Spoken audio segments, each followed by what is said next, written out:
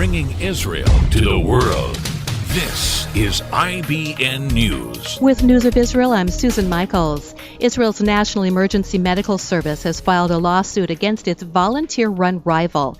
Magen David Adom, or MDA, filed the 2.6 million shekel lawsuit against United Hatzalah for slander, alleging they spread false reports in an attempt to discredit and delegitimize MDA's work.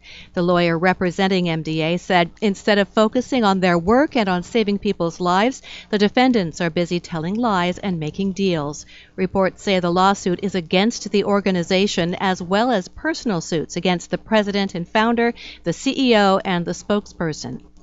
A statement issued by United Hatzalah in response to the lawsuit said Magen David Adom continues to act aggressively in an effort to maintain their monopoly on the life-saving emergency medical services by way of lawsuits, fear tactics, and silencing another national emergency medical service provider. According to Palestinian health officials, 3 Palestinians, including a teenager, were shot and killed by Israeli forces in the latest protest along the Gaza-Israeli border.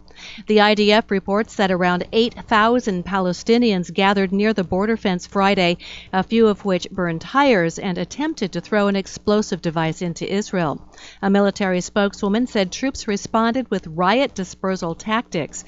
Gaza's health ministry reported that a 16-year-old boy was fatally shot in the neck, while 25 others were wounded, 2 of which died later of injuries.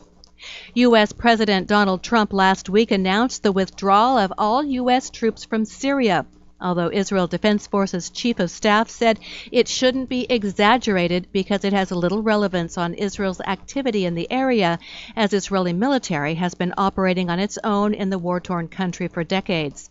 Chief of Staff Gadi Eisenkot said, "We've poured enormous resources into it. All the while, the average Israeli citizen wasn't even aware of it." But following the downing of the Russian plane during an Israeli attack, activities were exposed to the public.